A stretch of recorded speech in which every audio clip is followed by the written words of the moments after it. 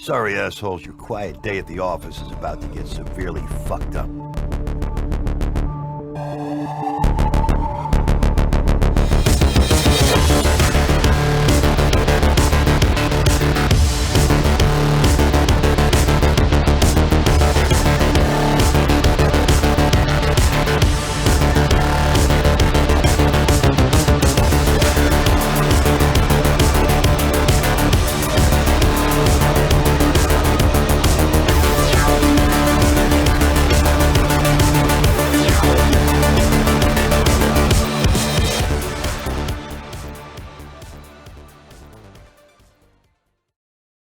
Guys, welcome back to the After Action Review. You know me, I'm Nick Guy, the world's most okayest Green Beret.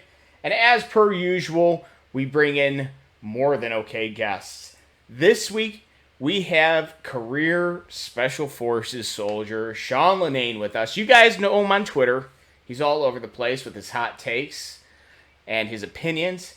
But what you guys don't know is that beyond a stellar SF career, he's helped craft some very serious and very important doctrine in terms of survival. We're going to get into that later. Sean, thank you so much for joining us. Good afternoon. So, Sean, let's just kick it right off the bat. Tell us how you got into Special Forces. Well, I joined the Army because I needed a place to go, and joined for the college money, stayed for the adventure because I decided I liked it, and it was the one place in the world where I actually fit in. Let's see here. I did 5 years in the 82nd Infantry, and after that, nothing Special Forces ever threw at me fazed me. The 82nd, yeah, it's not the Ranger Regiment, but I'll tell you, that place made a man out of me. Okay. Then I went to Special Forces, engineer sergeant, served in Okinawa, first of the first. And that for me was like going home because I was raised in Southeast Asia. I speak Thai, and we did a lot of work in Thailand, Philippines, Malaya, Hong Kong, Korea, of course, all over Okinawa, all over the islands in the Pacific, Indonesia. And in any case, did my time there, came back to Bragg for my mandatory SWIC tour, got lucky. They assigned me to SERE, Survival, Escape, Resistance, Evasion. And I served as an evasion survival instructor for 3 years there. And for me, a lot of that stuff I'd seen before growing up in Southeast Asia as a Boy Scout and everything. So it was doubled down. It was really good, and I'll more on that later. Went to third group after that, and because I wanted to stay in North Carolina. My parents had retired and they were there. So I stayed, and once you get into third group, you're stuck. I think I was there for at least 6 years, until finally I managed to finagle my way over to 1st of the 10th in Stuttgart, and really, I finished up there. By that time, I was pretty long in the tooth. I think I was 45 years old, 46 years old. By the time I rotated back to Bragg and retired out of SWIC, my last assignment at SWIC, I was managing air operations. That was an education. That was a lot of fun. And then I retired. And what I did after retirement, I'll go into that later if you like, but it was directly influenced by my career. And SERE itself was a great door opener for me. So what are your questions now? So any SF guy, any CA, PSYOPs, air crew, they're gonna tell you SERE school is the most fun you never want to have again.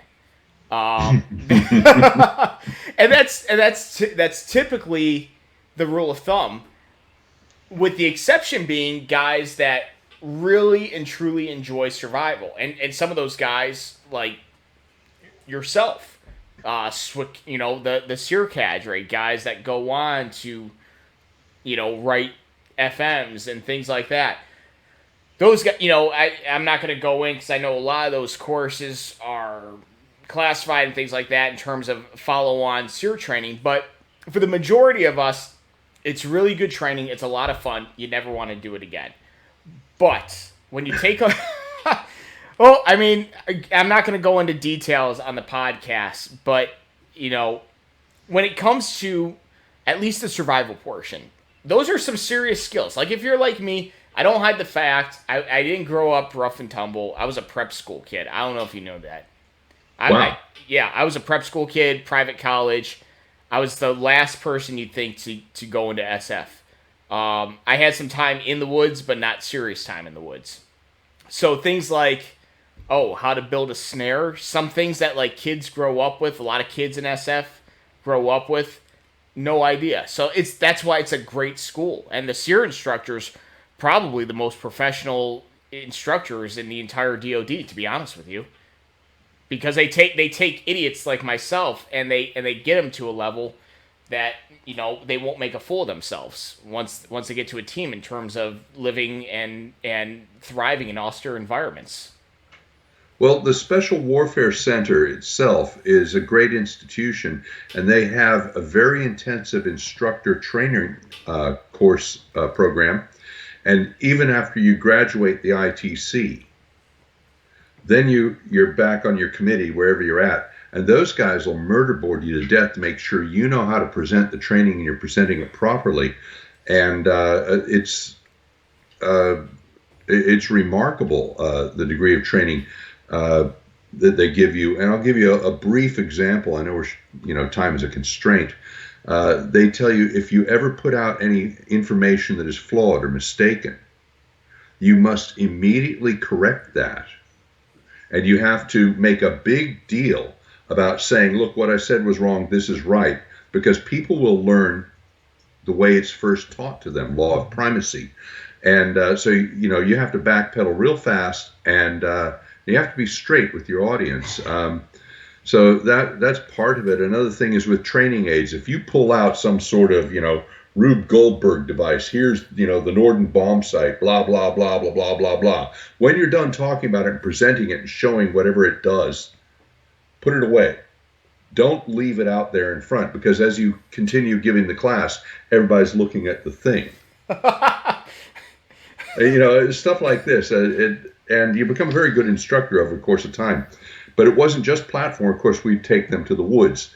And, of course, you touched on that, developing doctrine. While I was there, I was fortunate. I was part of the team that rewrote the survival manual. And the previous one was a reprint of stuff going back to the 60s at least, if not earlier. It might have even had World War II era stuff in it.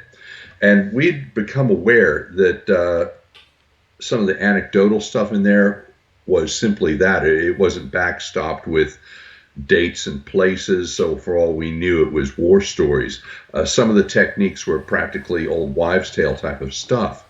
And so we went through it by the numbers, and every technique we would, let's test it. Let's see, does it work? And, is it practical? Because there's some things you can do.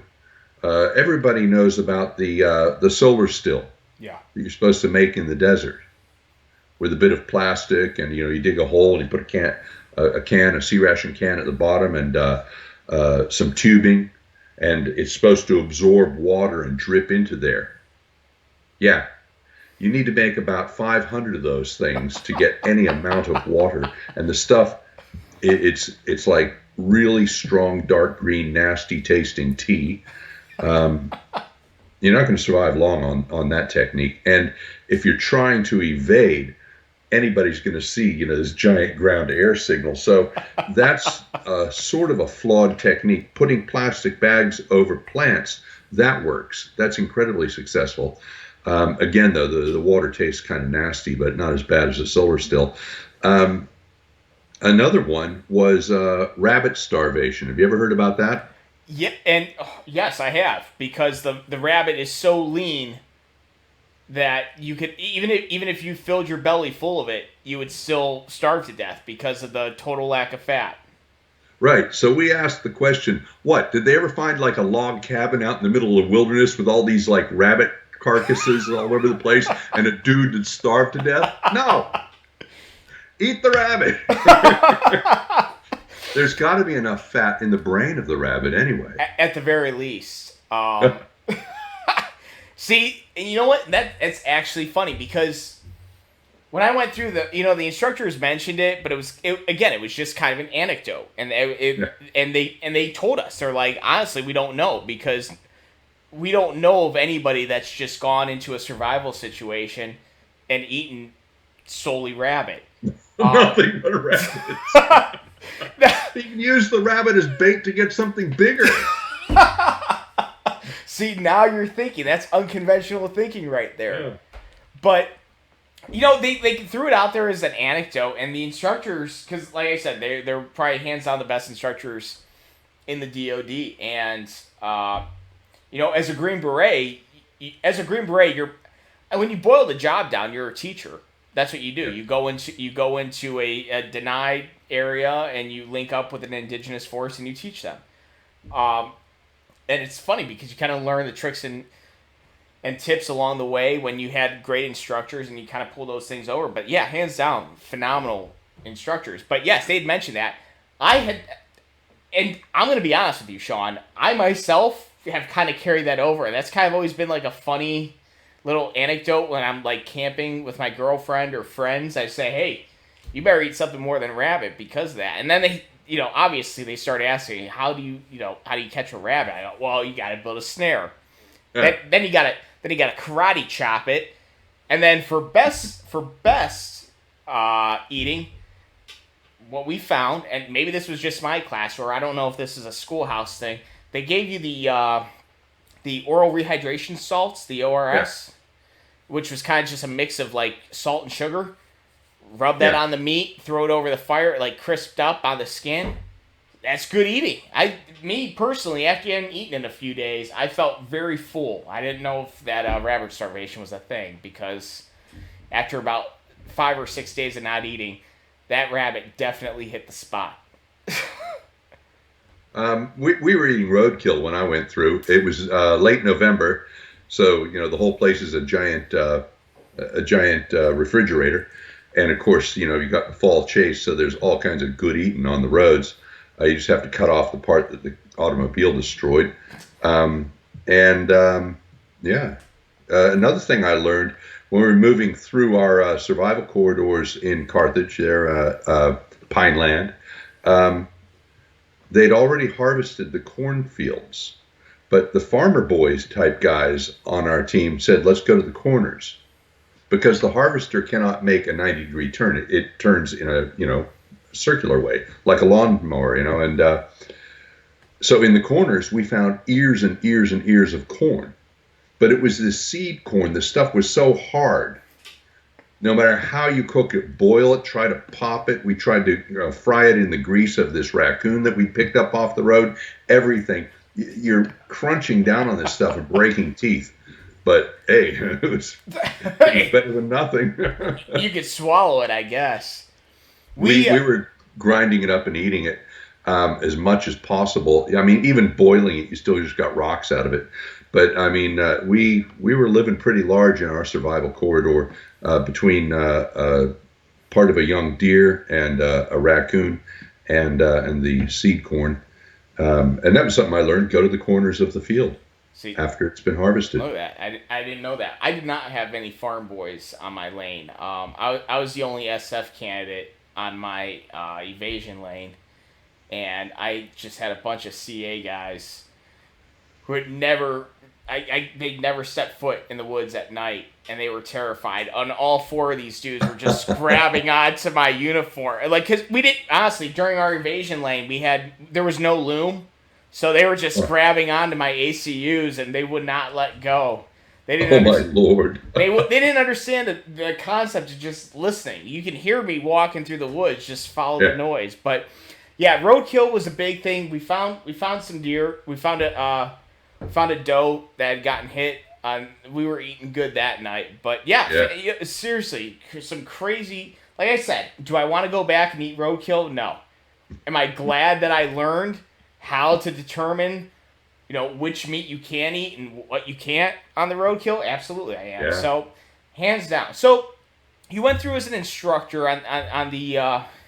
We're not going to go into details. You went through, the guys who are listening who know, they'll know. You went through as an instructor on both sides of the house in SERE school, and we'll leave it That's at right. that. Okay, but back kind of to that manual, because it is so important, and it is kind of something, when people think about like special operations, unfortunately people think like DA, DA, DA, DA, but looking at like the past 20 years of GWAT and looking at how Green Berets have lived, in the desert, totally outside of any sort of resupply, things like that. My deployments to Syria, our resupply was minimal. It was. We were living off the local economy, Yeah. and that brings it along a whole nother set of challenges in kind of survival and choosing goats that aren't going to kill you and things like that. But anyways, I mean, when you were asked to sit in on that, um, was that due just from your recent stint as an instructor on that side of the house, or was that kind of a culmination of looking at Sean Linnanne and seeing, okay, this guy has a history and a background to kind of, build up the WASTA to put his name on the committee that created this new manual. I think I was lucky to be on the SERE committee at the time they were doing this, and it's a quality bunch of people there because you got seasoned Green Berets. You've already spent 3, 4, or more years on an operational detachment, and so I just got lucky. I was there at that time. Um, and like I said, it was a team effort. They were going. Dot D was actually, putting the copy into the manual, um, making up the drafts and everything. We would double read it. We corrected already. We were going through the manual, correcting already things that didn't apply, testing everything, and then going back and saying, okay, here's the flaw in this. And then they'd write it, and then we'd read it, and we'd say, yeah, that reads right, or we'd say, no, that doesn't really read right. This is what it's got to look like. And it was a very good experience. Absolutely. How long did that process take? I'm just curious. Like, I've never been on the committee to write something like a survival manual. That back and forth between, brass, or the people that represent brass, and the subject matter experts on the matter. Soup to nuts, probably about 18 months. I showed up during the last 12 months of it. Okay, it's a long time. It's a long time to create doctrine. Yeah. Yeah, you can't rush quality. No, that's true. Especially something like that doctrine, because, like you said, it's a world full of wives' tales and old country boys with, things that their grandfathers taught them. There's really no hard science. It's not like, there's a science to battle drill 1 alpha. There's a science to conducting a raid or an ambush. Not so much with survival. There's a lot. I think it's more of an art, to be honest with you. Would you agree? Yeah, I would agree with you. It's an art that incorporates scientific processes. There's the keyword survival in the beginning of the manual, which I think everybody should memorize, to heart. Size up the situation. Undue haste makes waste. Realize where you are. Survival, improvise, value living, act like the natives, and learn basic skills. And then on top of that, the survival kits class I found had great value because it's not just what are the categories of a survival kit, but once you know those categories, then you're thinking, what are your requirements for living? And the categories are shelter,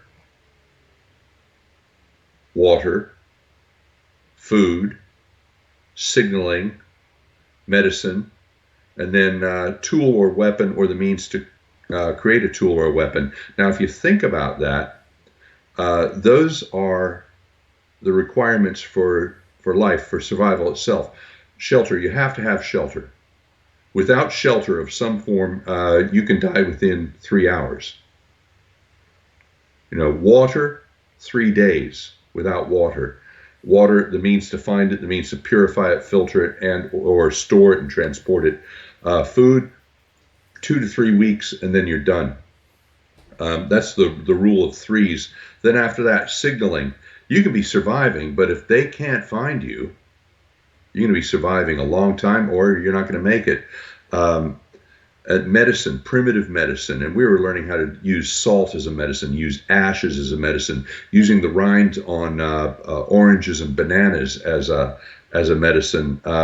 We'd study primitive medicine that POWs were using, particularly in those horrific camps that they had in World War II, River Kwai, under the Japanese, or in the prisoner of war camps, rather the concentration camps in Nazi Germany. What did people do to survive medically? And in Vietnam, we had Dan Fitzer, who'd spent 3 years in a tiger cage with Nick Rowe, and he was explaining that process. And then, of course, improvised tools and weapons. And there you're just limited by your imagination. Now, later in my career, after I retired, I was working for state and for USAID, teaching this sort of thing. And they added another category, which was movement. You have to be able to navigate. Well, we take that for granted in our line of work. So that wasn't even taught in SERE. That's a basic skill of the soldier. But civilians, that's a whole eye-opener. And I've taught navigation under extreme constraints in locations where, denied locations where you can't go outside of the compound. Well, how do you teach navigation then?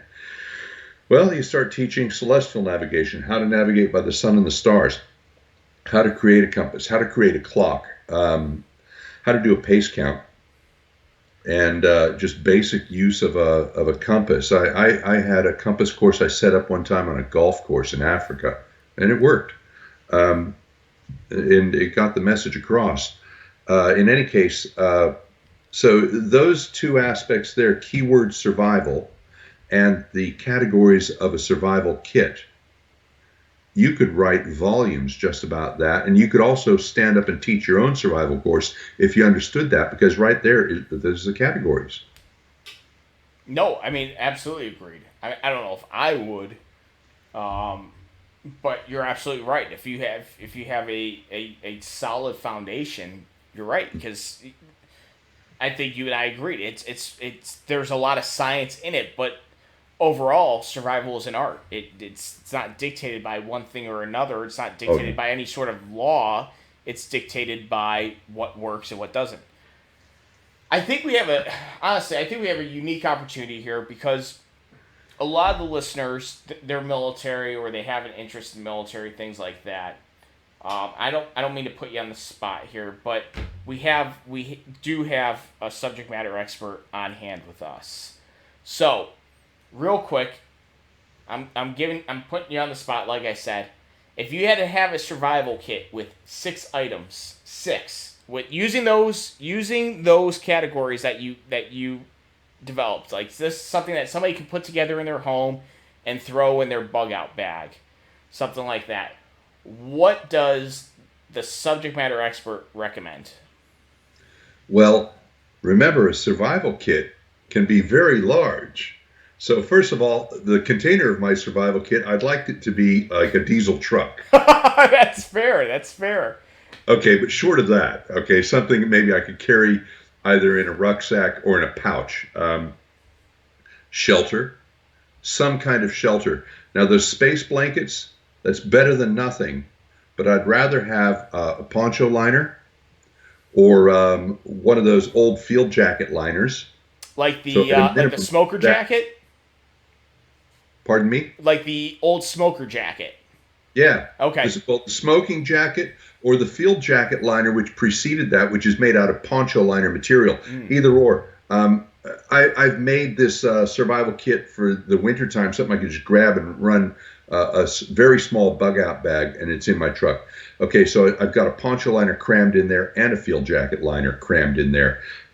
Stuff to make fire, because fire is a form of shelter, but it's also signaling. So fire making kit, and it's got to be something that's going to keep going for a while. Like a box of matches will only last as long as it's dry and as long as you have matches. So I'd rather have one of my flint and steel devices, and basically a very small tinder box, i.e., a bunch of tinder in there to get that fire going, and or candles. Anyhow, fire making material. Then on top of that, I'm going to need water and or a container. And the container, preferably one that I can boil water in to purify it if necessary. Food. I know a Green Beret, a close friend of mine, and in his survival kit, he has a bunch of Frito corn chips. Now that's his chow, but it also is fuel for the tinder. That's something nobody realizes. Fritos and Doritos will light as tinder. They burn like candles. Yes. It's incredible. Yeah. Okay. And then, so how many down am I? So there's food. I've got water. I got fire. I've got shelter. That's 4. I'd need signaling. A signal mirror. The fire, of course, is a form of signaling. A signal mirror and or flares. Or even better, a radio. Or even better, a personal locator beacon. And look those up. They sell them at REI. They sell them online. It's like a personal life insurance policy. And, if you're going anywhere in the wilderness here in North America or elsewhere, a personal locator beacon is a good investment. It's cheap insurance. You press that button, it goes up to the eye in the sky. It relays it to the nearest resources. And if you're at sea, the nearest vessel comes by to rescue you. If you're on land, they start moving in your direction. It's only a one-way communication, so you could have that. You could have a satellite phone. That's a very expensive way to go. Yeah. Cell phones don't always work, especially the minute you get out there in Mother Nature and you're away from the cell towers. And or if you're overseas and you're in a denied area and they turn off all the cell phones, for political reasons. So a personal locator beacon is the ultimate signaling device. So that's 5, and then it'd be tool or weapon. Well, you've got your Green Beret BFK, your Conan the Barbarian short sword, just like Rambo carried. Not a bad idea. Very handy to have something like that. And if you don't have that, a little knife, a Leatherman, something as simple as that. Well, Leatherman's not simple. It's a toolbox in your pocket. And you can use that to make a bigger weapon. And we used to always say with weapons, what you're trying to make is something to dispatch small game. Not really to, get into a battle with the local forces like Rambo did. Rambo was fiction after all. Good fiction, but fiction nonetheless. But no, seriously, that's what those are the items I would carry along. I think that's what I carry. I need to invest in the personal locator beacon. I see them. I haven't really gone anywhere that necessitates using it, but I'm trying to do a trip up to the Bob, up in Montana next year. Yeah. And that would be a trip that I think I'd want to invest in one of those, because there is nothing up there. It's just a wilderness. So, well, you don't have to go that far to get into a misadventure. I studied some cases of ordinary people, who got into misadventures. One was a woman she was about 65. This happened about 10 years ago. And she used to hike up and down the Appalachian Trail every year. She was very accustomed to it. They found her in a tent, practically mummified in her sleeping bag. She was done. And it's a very strange thing. She'd wandered off the trail because nature called and couldn't find the trail, which baffles me, because if you had a compass, just go one direction for 200 paces and then make a 180 and go back. But whatever it was, I guess the will to survive left her that day. She wrote a log, kept a log as she starved to death, and she died. And that's extraordinary. And the Appalachian Trail, it's wilderness, but it's not that far from civilization.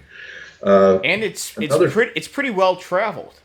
I mean, exactly. People go up and down all the time. How far off the trail was she? About 200 meters. Oh man, that's wild. And there was another fellow. He was actually a native Filipino who was a U.S. citizen, about in his 70s, and he was a hunter, and he was in Northern California. And I don't know if you know that terrain, but it's very vertical, a lot of hills. And he took a misstep and ended up going down a very steep hill, banged his head, and at the bottom, when he came to, he was disoriented, very disoriented, but he kept his wits about him.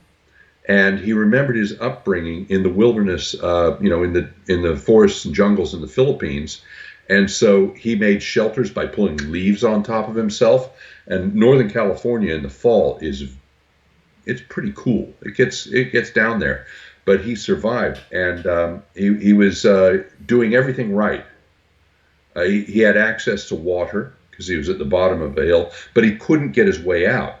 He had a rifle with him with 5 rounds, and so he waited until he sensed that people were nearby, because he knew somewhere around him was a highway that he'd fallen off. When he sensed that somebody was nearby, and this was about 11 days into the problem, he started firing off rounds, and they came to him, and it was the people who were looking for him. So, it can be, you don't have to be in absolute wilderness. You can be relatively close to civilization, and something like that happens. There's the story of Autumn Veach, young girl, 16 years old, total couch potato, a bit of a goth. And she was with her grandparents, Pacific Northwest, up near Seattle, flying in a Cessna aircraft, single-engine aircraft. Well, the inevitable happened, engine trouble, they went down. I don't know if you know the terrain up there, but it's rainforest, and they've got those giant redwood trees, like 25-foot diameter, very vertical, very rocky, a lot of bracken, heavy, ground coverage. This is real Bigfoot territory. Aircraft crashed in that. She was able to get out, but she couldn't free her grandparents, who were stuck in there, and then the plane burst into flames. She watched them burn to death, and then every piece of survival kit that existed went up in flames with them. But she kept her wits about her. She traveled through the forest. She had a pastime. She used to watch TV with her father, sit on the sofa and watch those survival reality TV shows. Yeah. And she remembered one thing: if you're ever lost in the wilderness, find a body of water and follow it, because water leads to civilization. So she's freezing. She's having a hard time. It's the Pacific Northwest. She's got a t-shirt, jeans, and her Converse high tops, and she follows this body of water. And on the 3rd day, she finds a highway overpass, and she crawls up there, and she gets up on the highway, and she's hitchhiking, and nobody's stopping for her because she looks like something like the cat dragged in. So she hikes down the road about 2 miles, and she ends up at a convenience store, and there's 2 guys who are getting out of their Prius or whatever, and they've got their rucksacks, and they're getting ready to, go experience the wilderness. And they go, "What happened to you?" And she tells them. And they go inside, and they, get her some chicken nuggets and a big gulp, and get on the phone and call the authorities. And she thought her way out of that one. She used her wits. Incredible will to survive. 16 years old. I mean, that's got to be something innate, though. I mean, like you said, like the 64-year-old woman who just walked off the trail and just said... Gave up. Just curled up in her sleep system and said, this is it. That you can't teach that. Or can you? I mean, can you teach a will to survive? Well, the first chapter in the Air Force aircrew survival manual, it involves the will to survive, and we used to discuss it. And we used to also stress things like you have to show a proper survival attitude. And we'd gig the students, when they're out in the woods, if they were not trying hard enough or whatever, okay, this is not a proper survival attitude. And we're just really trying to get the point across. Hey, you've got to win this game. And if you think you can win it, your chances have just increased exponentially. If you quit and give up, you won't make it.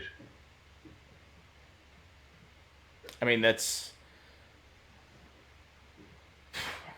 you'd think that would be a universal truth. You would. I mean, you're out there, you're alone, you want to get out, but I guess it's just,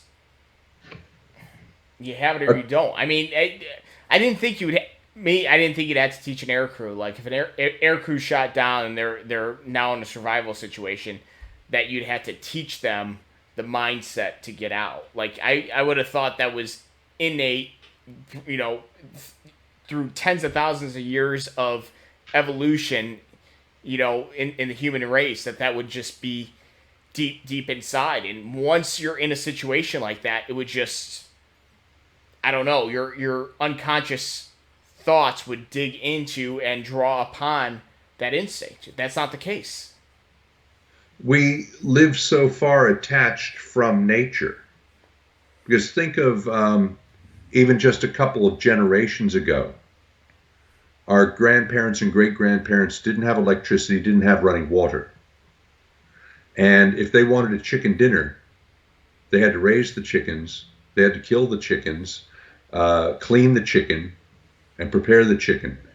And the oil that they fried the chicken in, that came from other sources all around them. And they could only have a chicken maybe once a week if they were very fortunate. Chicken was a luxury food. There weren't chicken factory farms in those days. And, if they had a medical problem, 9 times out of 10, or maybe 99 times out of 100, they took care of it themselves because medical facilities were sparse and they weren't very capable. And people died from diseases all the time. They saw this. People died in their teens. People died in their 20s. People died of old age in their 40s and 50s. And people were accustomed to this. They saw this. So they knew life was hard, and this is what you have to do to make it. Just the start point. Every day you want water, you pump it by hand or you bring it up from the stream.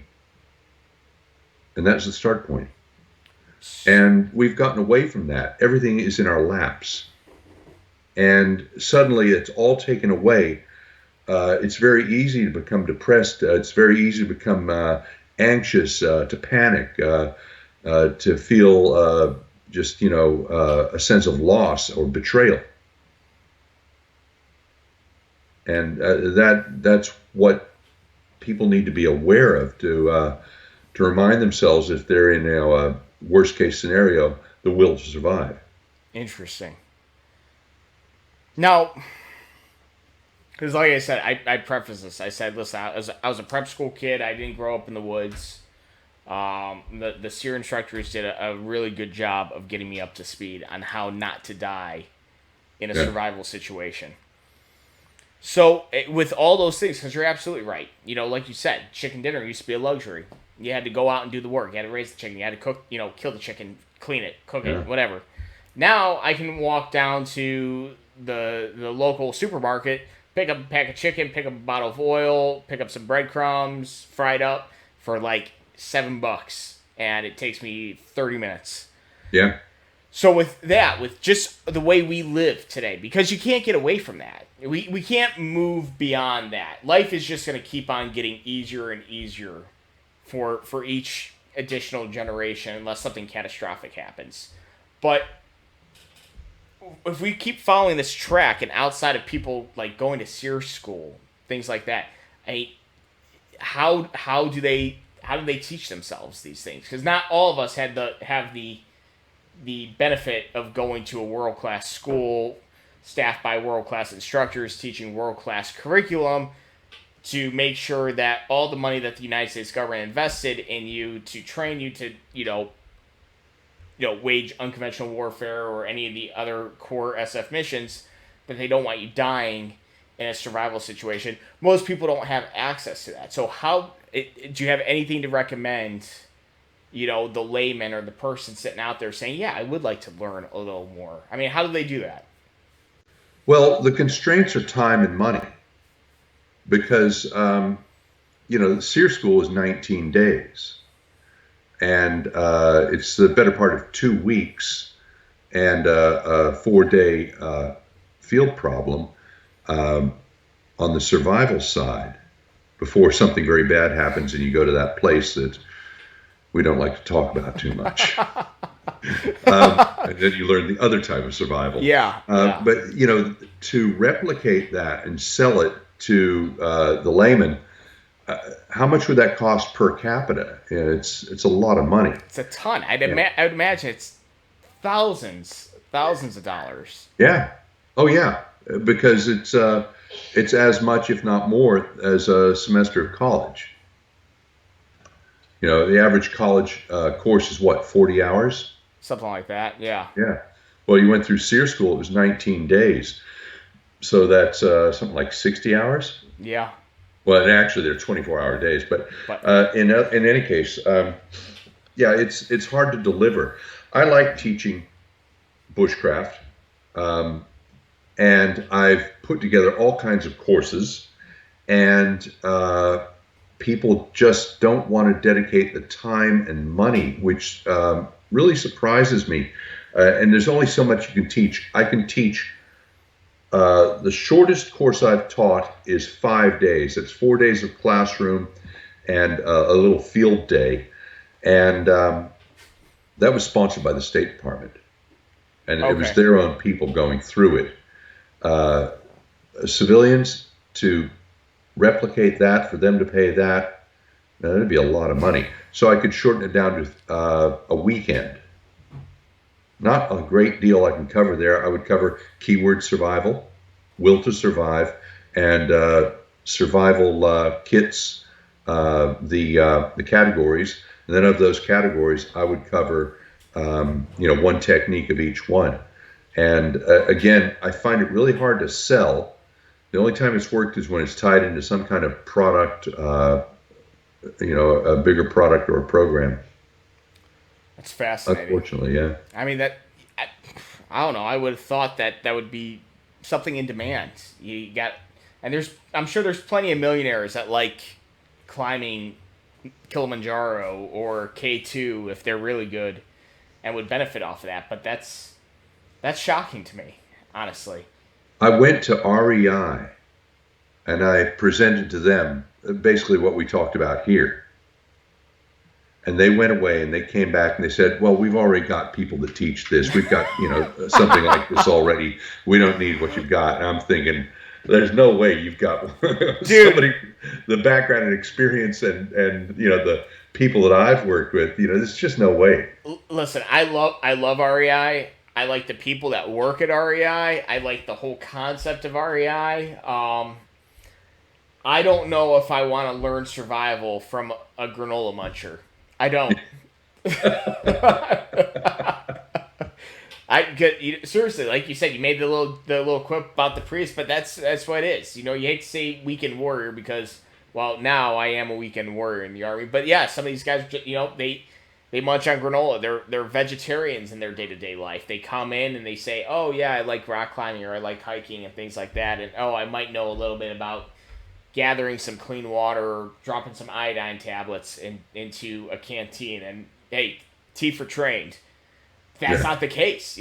Seriously, survival, a no shit survival situation is a no holds bar, knock him down, beat him out, death match between you and nature.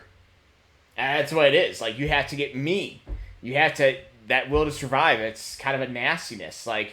Am I going to kill this cute little family of rabbits so that I can eat for the next 3 days? I like that, the knockdown, drag out battle between you and nature. I'm going to borrow that phrase. Go ahead, it's yours. Yeah. It's yours. You even made it better. I couldn't remember the knockdown, drag out part. I just did the full out brawl. But yeah, take it. It's yours. But that's what it is, and that just it shocks me because you think it's out there, and honestly, to anybody listening, if you had the opportunity to learn a little bit of survival, just even something simple like what Sean said with putting together a survival kit and you learning how to use the tools in it, or just learning a little primitive medicine, like you'd be surprised what you can accomplish with like a few packs of salt, a few packs of sugar, and some sterile water. Like it's pretty incredible. So those kind of skills, definitely important. Definitely not something you can learn at your REI, even during their weekend. They do those. They do like conferences where they teach you all sorts of things. Like it's not going to be the same level. But so real quick, I don't want to keep you much longer. But your career is so fascinating, especially in the realm of this whole survival expertise. Because you were a team, and it's hard to remember that despite all this incredible breadth of knowledge that you have with expertise, you were a team guy. You were an ODA guy. You were a Charlie, you were a Fox, and then you were an E7 Zulu, correct? Yeah. And disgruntled E7. Disgruntled E7. It just never came. So you're first of the first of the third, first of the 10th. So you were in Okinawa, Bragg, and then Germany. Yeah. And that's something like I like talking to Green Berets who came before me because of little anecdotes like this. Like jumping from group to group is something that does not happen anymore. Outside of like if you do what I did and go active duty to guard or guard to active duty, like once you go to group, like you're in 5th group, you go to SWIC, you go back to 5th group. Like that's just the way it is. But you had a really unique experience and a wide breadth of deployment experience because of that. I mean that's unique even in the SF world. Well, 3rd group was stood up out of all the other groups. And so you met people from all the other groups. And also, Bragg is the big magnet. It's the flagpole. Guys come back from their first group assignment and they're working in SWIC. And a lot of them ended up in 3rd group, some of them in 7th group. At that time, 7th group was still at Bragg. So that wasn't that unusual, because for whatever reason, people wanted to homestead. And I never thought I'd homestead, but then my parents, they retired in North Carolina. And, I realized I better be with them now. I wouldn't be with them again. And so I homesteaded, and it worked for me. And during the course of that time, I got a lot of experience in Africa and the Middle East and also in Eastern Europe because the Bosnia thing kicked off. And that's subject for a whole other conversation. And then while I was there, I'd had enough of it. 3rd group was punishing unit. It's punishing now. It was punishing then. You're too close to the flagpole, and resources were scarce. It wasn't a nice overseas assignment. So then put in for 1st of the 10th, and I got it. And went over there, and I'm glad I did that. It was a foreign environment for me, working in Europe, but it served me later. And it was my languages that got me around, particularly, French. When I was trying to get into to 10th group, they said, well, I was talking to Branch, and said, well, what language do you speak? I said, well, I speak French, Well, that's not a European language. Well, they're right. In Special Forces, that's an African language. Yeah. But guess what? 1st of the 10th does a lot of work in Africa. Because every year it's coup d'etat season, and down we got to go. It's good. That's good. I like that. You know what? I'm stealing that one. It's coup d'etat season. Oh, yeah.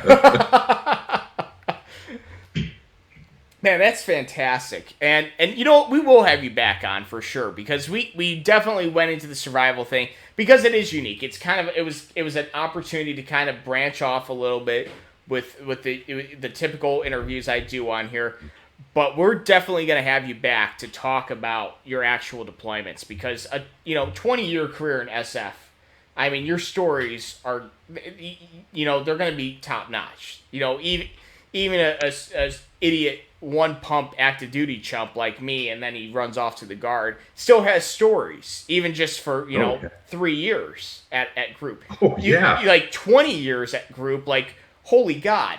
So we're gonna have you back on and talk about those stories because something tells me coup d'etat season isn't just a funny one-liner. There's got to be there's got to be something more to that than just here's something I came up with to describe an entire continent. No, like I got the stories to back that up. Oh yeah, well Africa is it's definitely it's a special forces wonderland, that's for sure, because you'll never die of boredom in Africa. Man, God, you know what? I'm gonna call my third group buddies who tell me how bored they are in Africa and let them know that Linnanne just says, hey, that's not true. You're just not taking advantage fully of the opportunity. You'll see stuff there which will amaze you, like driving down the highway. They do have highways there. Driving down the highway, and there right in the middle of the highway is a truck stop and a guy underneath it changing out his transmission by hand because he's got nothing else to go with. Oh man, it's a workout too. That's all. He's getting his reps in and getting the work done. But Sean, I can't thank you enough. I'm not going to keep you. It's late. It was a long time coming getting you on here because we were having some serious technical difficulties. So I'm so glad it worked out. Now knowing that we can get it to work, we'll have you back on. But I really want to thank you for sharing your insight into the whole survival thing because, like I said, even for those that listen, they're not in the military and they kind of just enjoy it, or they're prepping for the boogaloo, or they just LARPing it out in the woods. The sexy stuff, the shooting, the running, the gunning, that's all great. But things like medicine, survival, things like that, they take the backseat because they're just not sexy to the masses, even though they should be. I like survival stuff. That's really cool, but. So I'm really glad you're able to come on and give a little bit of insight. So I can't thank you enough for that. Always a pleasure. So Sean, we'll keep going with this. We'll continue this conversation in the next couple weeks as your schedule dictates, because I definitely want to hear some of these Africa stories for sure, because I'm sure there's a million of them. So thank you so much. Guys, if you're listening, if you're watching on YouTube, please, I always forget to say this, so Dead Plate, big shout out to my buddy Dead Plate on Twitter for reminding me. If you're watching this on YouTube, like, comment, subscribe. It helps with the algorithm to get this pushed out so more people can get this top-notch knowledge. If you're listening on Spotify, iTunes, please give a 5-star review if you think it's worthy of a 5-star review. If it's a 3-star review, because, listen, the okayest Green Beret just gave a okayest podcast appearance, so be it. But your review definitely does help. So, guys, thank you so much. And, Sean, thank you. Uga Shaka. Uga Shaka. Shaka Zulu. Thanks, buddy. See you later.